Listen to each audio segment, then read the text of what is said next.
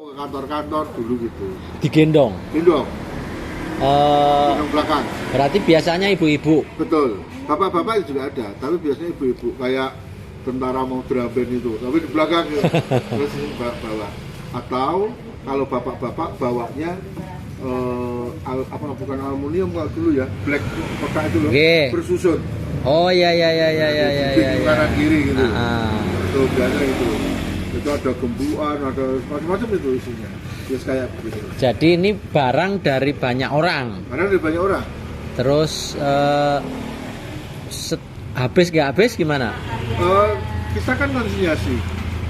Kita konsinyasi, jadi dari rekan-rekan UMKM yang ada di sekeliling kita ini memberikan barangnya ke kita, menyetorkan barangnya ke kita dalam jumlah tertentu. Kemudian nanti kalau sudah habis dia ambil kembali. Oh.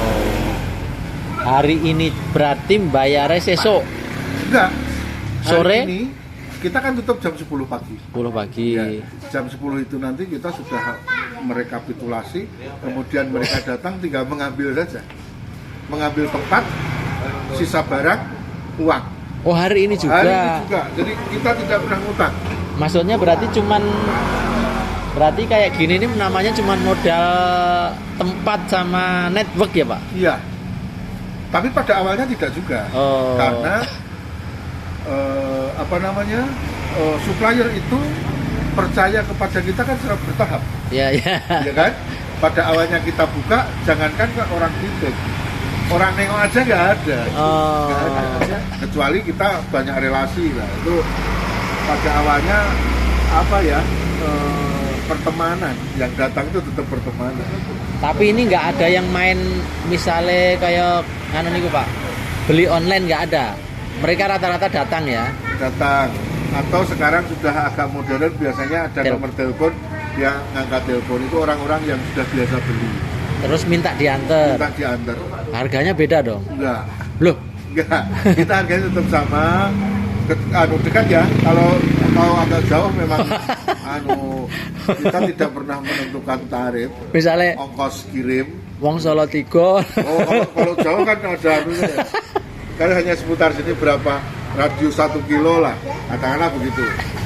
Biasanya mereka yang sudah pelanggan yang sudah sering datang, kemudian sering merasakan produk tertentu, dia tertarik, dia telepon. Bisa nggak saya pesen ini sekian, tolong dikirim ke rumah. Jadi ini satu jenis satu orang apa satu jenis yang misalnya satu orang supplier itu bisa berapa jenis? Bisa sampai 5 jenis. Tapi diharapkan tidak barang yang sama, misalnya arem-arem.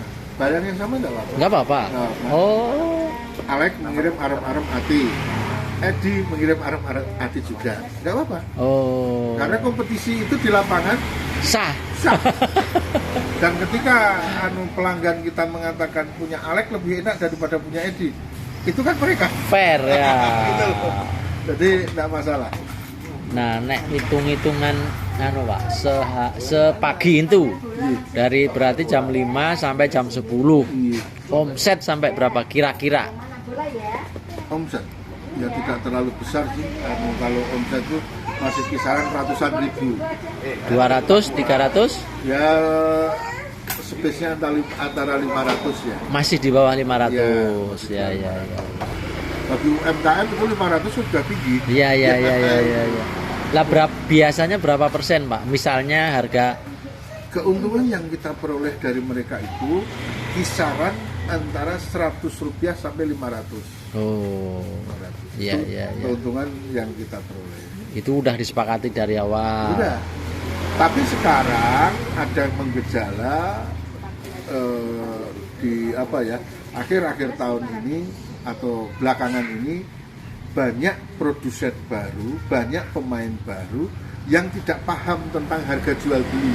Oh. Maksudnya begini, ketika saya akan menjual ke panjenengan ini harga 2.000, saya sebagai produsen tentunya kan saya Ngitung. mengatakan, Pak, dari saya ini 1.800 atau 1.750. Bapak menjual 2.000. Nah, sekarang ini enggak.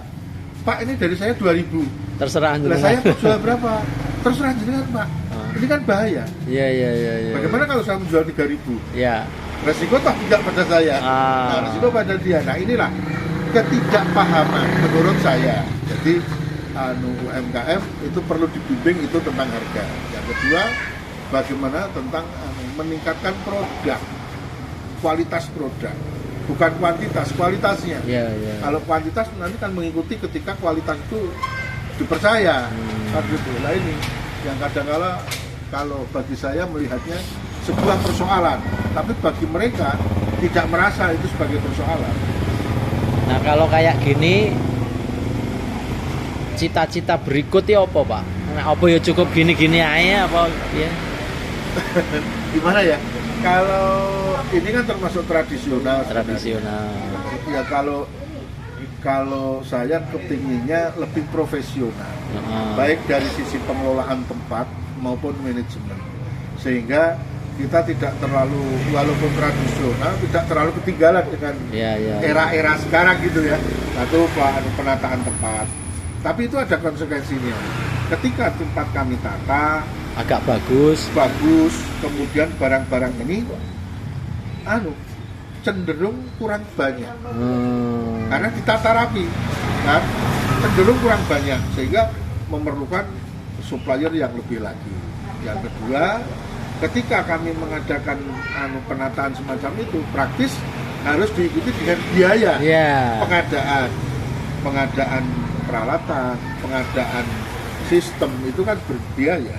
Nah itu sampai di situ. Tapi pemikiran ke arah sana dari kemarin ada. Nah yang bahaya kalau di Totoro apik, orang mikir, wah engko regane yo larang.